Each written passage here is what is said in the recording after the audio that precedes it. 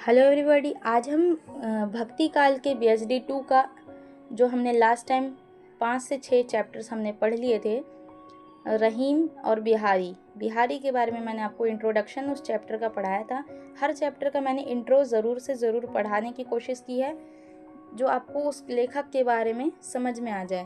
बाकी उनसे जुड़ी जो उनकी रचनाएं हैं, पद हैं और साखी वगैरह है, वो आप चैप्टर में पढ़ सकते हैं। आपको वो अच्छे से समझना और लर्निंग ज़रूर से ज़रूर करना होगा। भक्ति काल में मैंने आपको बताया था कि 2 शाखाएं हैं, निर्गुण और सगुण। निर्गुण वो है जो ज्ञान के मार्ग को अपनाते हैं, जिनमें कबीर का नाम आता है, गुरु नानक जी का नाम आता है। सगुण वो है जो राम भक्ति या कृष्ण भक्ति धारा करते हैं, जिनके ईश्वर का कोई आकार है, जिसकी वो पूजा करते हैं, जिनके बारे में वो कविताएं लिखते हैं। अब हम पढ़ेंगे कि कबीर जी की काव्यगत विशेषताएं क्या थी, तो उसको हम ब्रीफ में पढ़ेंगे। कबीर जी की काव्यगत जो विशेषताएं हैं यहाँ पर, उसके बारे में। आपकी ये जो बुक है BHD 2, इसमें मैंने आपको कबीर की काव्यगत विशेषताएं शॉर्ट में बताई थी पहले की वीडियोस में, आप चैनल पर जाके देख सकते हैं। इसमें अब हम इनकी काव्यगत विशेषता, किसी भी कवि की काव्यगत विशेषता वही होती है जो उनके शुरुआत के जीवन में होते हैं। उन्होंने जो साहित्य लिखे, उनकी जो फेमस साहित्य रही, और उनके जो दोहे होते हैं, और किस बात पे उनकी साधनाएं रही, उनकी क्या लैंग्वेज थी, और तो और उनके क्या क्या दोहे रहे, और उसको लेके एग्जाम्पल्स जो हम देते हैं, वो सब उनकी काव्यगत विशेषताओं में आती है। यहाँ पर हम कबीर के बारे में थोड़ा देख लेते हैं। कबीर दास जी का जीवनी, विचार, रचना और सामाजिक योगदान इस प्रकार है कि उनका जन्म जो है 1398 ईस्वी काशी के लहरतारा तालाब में हुआ। लहरतारा नाम की जगह पे हुआ, और उनका जो परिवार था वो मुस्लिम जोलाहा परिवार था, बुनकर समुदाय से था। माता पिता नीमा और नीरू नाम के थे।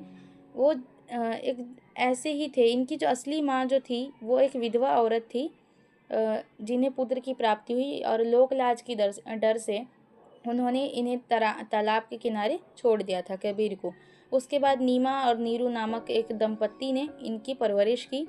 गुरु दर्शन ये है कि बचपन से ही आध्यात्मिक प्रवृत्ति, बाद में श्री रामानंद के शिष्य बने। ये कहानी के अनुसार कबीर गंगा घाट पर रामानंद के नित्य स्नान के समय सीढ़ियों पर लेटे थे, जिससे रामानंद का पैर उनके ऊपर पड़ा। रामानंद जो व्यक्ति थे, रामानंद ने राम राम कहा और कबीर ने इसे दीक्षा मान ली। तब से ही उनके जो गुरु हैं वो रामानंद हैं। इनकी साहित्यिक भाषा और शैली क्या है? कबीर की भाषा को हमेशा पंचमेल खिचड़ी कहा गया है, या सधुक्कड़ी भाषा भी कहा गया है। खड़ी बोली और व्रज भाषा, अवधी, भोजपुरी, पंजाबी एक्सेट्रा भाषाओं का मिश्रण है इनका, इसलिए 5-6 भाषाओं का मिश्रण इसलिए है। तभी इसी वजह से इनको पंचमेल खिचड़ी भाषा की उपाधि दी है। सधुक्कड़ी भाषा रामचंद्र शुक्ल जी ने इनकी भाषा को कहा है। छंद शैली जो है इनकी दोहा है, उसमें चौपाई है, साखी है, सबद है, रामायणी है। साहित्यिक कृतियां हैं इनके बीजक।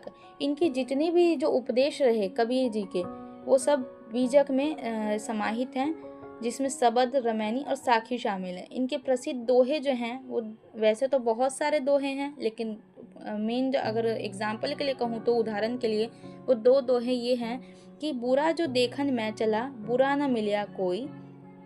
बुरा जो देखन मैं चला, बुरा न मिलिया कोई, इसका मतलब है बुरा जो मैं देखता चला गया तो मुझे कोई बुरा नहीं मिला। इसके आगे का एक लाइन और होगा, इसमें लिखा नहीं है, आगे की लाइन और होगी कि बुरा जो देखन मैं चला, बुरा न मिलिया कोई, और बुरा जब मैंने देखा तो मेरे को बुरा कोई नहीं मिला, और जब मैंने अच्छा देखा तो मेरे को हर कोई अच्छा ही दिखने लग गया।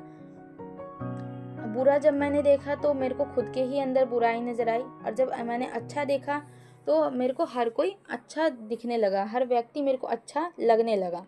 पोथी पढ़ी पढ़ी जग मुआ, पंडित भया ना कोई। पोथी पढ़ पढ़ के कोई भी व्यक्ति जग में जो है वो पंडित नहीं बन सकता, यानी कि महात्मा नहीं बन सकता, जब तक उस बात पर अमल ना कर ले, उस बात पर चले ना। विचारधारा और संदेश इनकी ये हैं कि निर्गुण भक्ति पर इन्होंने जोर दिया है।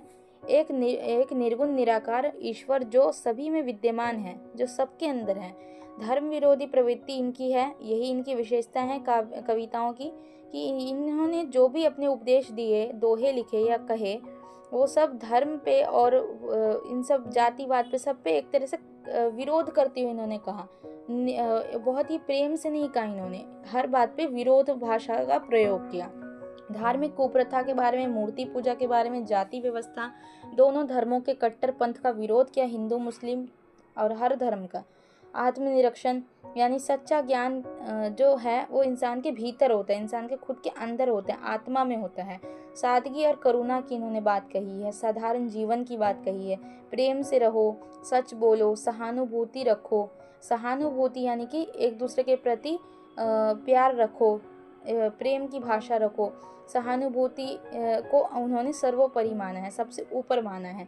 आध्यात्मिक एकता उन्होंने कही है, हिंदू और मुस्लिम दोनों में सह अस्तित्व का संदेश दिया है इन्होंने, कि साथ में मिलजुल कर भाईचारे से रहो, तभी तुम लोगों का अस्तित्व बना रहेगा। सामाजिक प्रभाव के बारे में उन्होंने कहा है कि भक्ति आंदोलन में उनका योगदान महत्वपूर्ण रहा। भक्ति आंदोलन कोई सड़क पर धरना प्रदर्शन वाला आंदोलन नहीं था, ये एक ऐसा दौर था जो आपका एक तरह की भक्ति की भावना छा गई थी समाज में, हर कोई भक्ति में लीन हो गया था, चाहे वो हिंदू हो, मुस्लिम हो, कोई भी धर्म हो, कोई भी समाज हो, हर कोई भक्ति भावना दिखा रहा था। कोई मूर्ति पूजा कर रहा था तो कोई संत महात्मा की बात पर चल रहा था। तो उस व्यक्ति के उस वक्त के दौर को कहा गया भक्ति आंदोलन। जब कोई चीज़ ट्रेंड में चल रही होती है वो एक तरह की आंदोलन कहला जाती है। तो उसमें भी इनका बहुत बड़ा हाथ रहा इन्होंने, क्योंकि जातिवाद, कर्मकांड, धार्मिक भेदभाव की निंदा करते हुए कहा, उन्होंने आध्यात्मिक पुनरुत्थान की आधारशिला रखी। कबीर पंथ की स्थापना उनके शिष्यों ने की, धर्मदास इनके शिष्य थे, जिससे उनके विचार आज भी जिंदा है समाज में।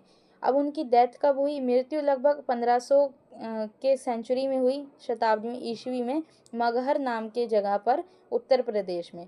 समाधि जो है, समाधि को लेके भी विवाद था। अब जब इनकी डेथ हो गई कबीर जी की, तो हिंदू हो चाहे मुस्लिम हो, जो भी समाज में जो धर्म था उस टाइम में, तो उन्होंने आपस में लड़ना स्टार्ट कर दिया कि इनका जो अंतिम संस्कार होगा वो हमारे धर्म के विधि के अनुसार होगा। फिर क्या हुआ कि कबीर दोनों समुदाय ने दावा किया, कबीर को उनका अंतिम संस्कार संबंधी विधि अपनाई गई। कहा जाता है कि शव फूलों में तब्दील हो गया, यानी कि जब हिंदू ने अपने तरीके से इनके संस्कार विधि की और कुछ हिस्सा इनका कुछ लोगों ने कहा कि मुस्लिम विधि से होगा। तो फिर क्या हुआ, जैसे ही इनके पहले तो हिंदू प्रवृत्ति से विधि से इनके अंतिम संस्कार हुआ, और उसी में कुछ हिस्सा इनके शव का मुस्लिम विधि से हुआ। फिर क्या हुआ, जब जो विधि करने जा रहे थे तो इनका जो शरीर था वो फूलों में बदल गया। जब ये अंतिम संस्कार होने से पहले ही इनका जो शव था वो फूलों में बदल गया, और उस फूल को हिंदू ने अपने अंतिम संस्कार की विधि से किया और मुस्लिम ने अपने तरीके से किया। तो फूलों में बदल जाना एक बहुत बड़ी चमत्कारिक प्रवृत्ति थी। चमत्कार की बात है ये तो, कि ऐसा कैसे हो सकता है कोई इंसान फूलों में बदल गया। तो एक तरह का ये सच भी है या अफवाह है, ये कहा जा सकता है कि अफवाह भी है। आधुनिक प्रासंगिकता यह है कि कबीर के दोहे आज भी नैतिक, सामाजिक और आध्यात्मिक दिशा दिखाते हैं। उनका मानना था कि सत्य, प्रेम और सेवा ही धर्म की वास्तविक आत्मा है। जाति धर्म से ऊपर मानवीय मूल्य नहीं है। इसका निष्कर्ष ये निकलता है, कबीर की जो काव्यगत विशेषताएं हैं यहाँ पर, कबीरदास की रचना धार्मिक सामाजिक बंधनों को तोड़कर हमें मानवता, आत्मज्ञान और सार्वभौमिक प्रेम की राह दिखाती है। उनकी वाणी आज भी उतनी ही प्रभावशाली है जितनी कि 600 साल पहले थी, और ये सिखाती है हमें कि सत्य और साधारण जीवन ही सच्ची भक्ति होती है। दिखावा करने से और या मूर्ति पूजा करने से कोई बहुत बड़ा भक्त नहीं हो जाता। भक्ति तब होती है जब हमारे दिल में भगवान होता है, हमारे दिल में कोई ईश्वर बसा हो, क्योंकि ईश्वर जो है वो हर जगह होता है, उसे कहीं मंदिर मस्जिद कहीं ढूंढने की ज़रूरत नहीं होती। पर एक तरह से जो बाकी के जो कबीर संत थे, कबीर के बाद जो संत थे, उन्होंने इन कबीर का भी विरोध किया। जैसे बाद में मलिक मोहम्मद जायसी जी आए, तो उन्होंने ये भी कहा कि हर चीज़ का विरोध करने से ही बात सही नहीं होती। उन्होंने अपने स्टाइल में, अपने अंदाज में इस बात को रखा, प्रस्तुत किया समाज के सामने कि ज़रूरी नहीं है कि भक्ति का कोई एक ही तरीका हो। हर किसी की अपनी इच्छा होती है, हर कोई हर तरह अपने अपने तरीके से ईश्वर को ढूंढता है। तो आई होप कि आपको ये काव्यगत विशेषता समझ में आई हो। इसके बाद हम पाठ 10 जो है आपका 10 से 11 है, ये कबीरदास की साधना पद्धति को हम पढ़ेंगे नेक्स्ट वीडियो में। Thank you.